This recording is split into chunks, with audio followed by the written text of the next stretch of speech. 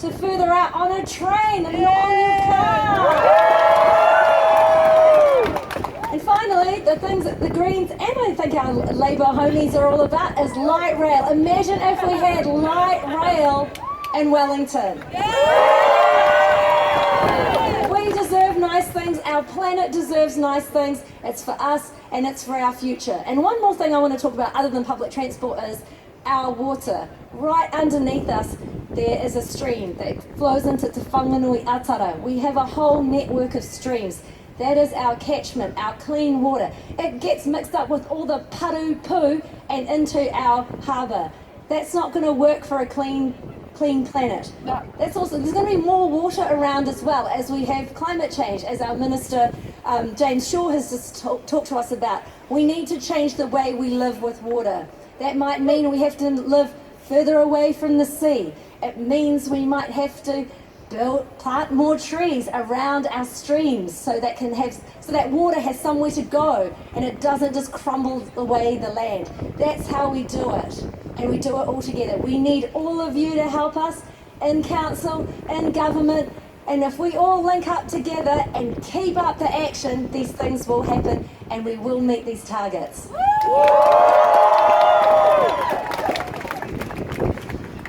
Kia ora, I'm just here to tautoko what my whanaunga over here have said, and look, really make a commitment and a promise to you. I think we hear a lot of the time, you know, rangatahi youth, they're incredible, they're our future, but actually what that does is that puts the onus on you guys to sort this shit out.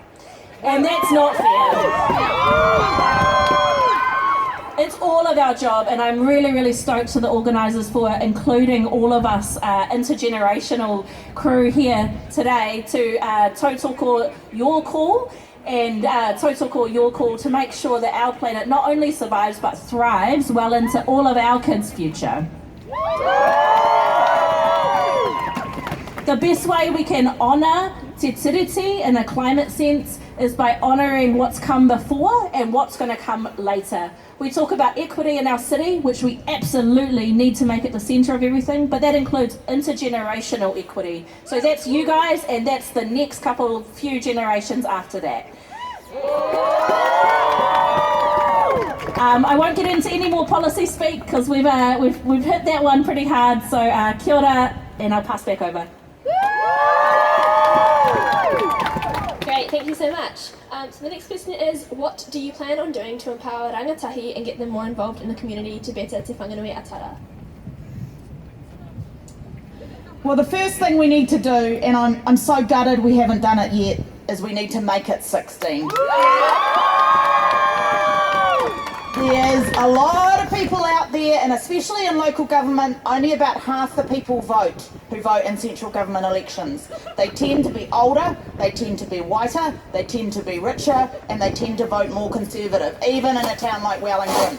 So we need you guys to be able to vote, because the decisions that we're making today are the ones that are going to affect you.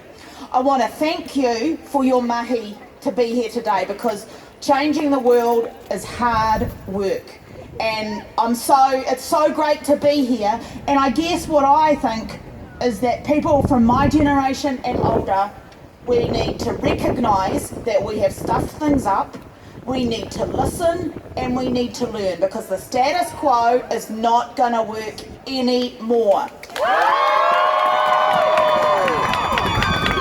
So on this council, and again I want to bring Tamitha into it, we've been doing things like saying to our staff, actually, we need to hear from young people. You need to go out and do the work, because the people that come to us are the people whom the status quo has worked for, who want to keep driving their massive car around, who want to live in their 4-bedroom house in the suburbs, and want to keep you guys from having nice things in the future.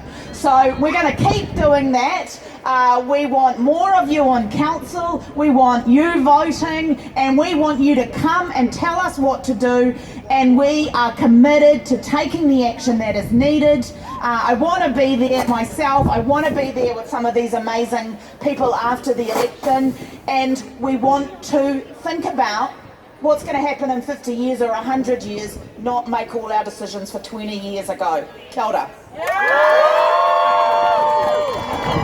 That's a really tough act to follow.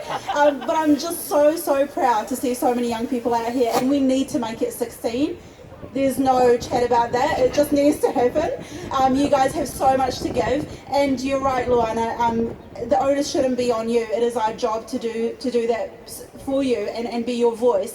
But I can't appreciate your advocacy enough, and for you to come out here and be the voice of all young people and your future, because it does matter. So I really want to be on council to be able to do that for you and advocate that for you. So yeah, kia ora. It is absolutely crucial that young people are heard at our council, at government, at all decision-making forums, because the youth voice is essential if we want to have a great, beautiful, safe, climate-friendly future. We do need to make it 16, that's so true, and it was a real shame that the government voted down the Greens bill the other day to make it 16, but there's still hope, and we'll keep pushing it, and I think everyone here will continue advocating to make it 16, especially for our local elections.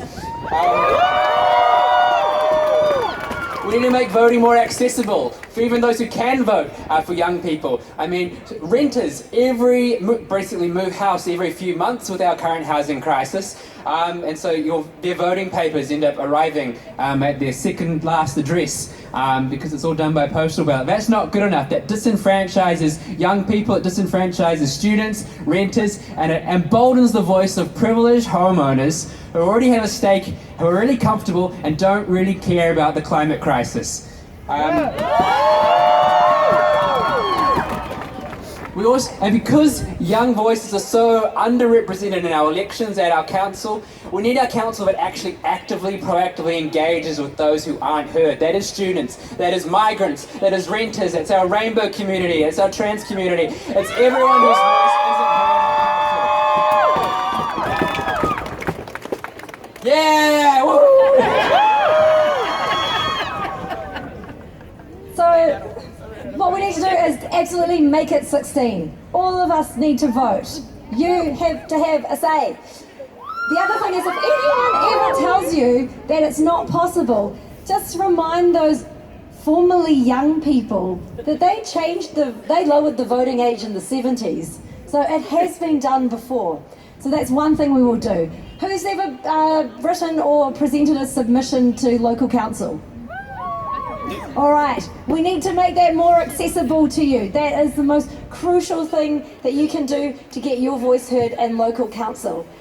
And we've got to figure out a way that makes it more accessible, that makes it like you are actually heard. You can't just do it in work times. We've got to come out to the people. So one of the things I will pledge as a regional councillor is to find ways of engaging with people where they are at. We will come to you to hear what you need.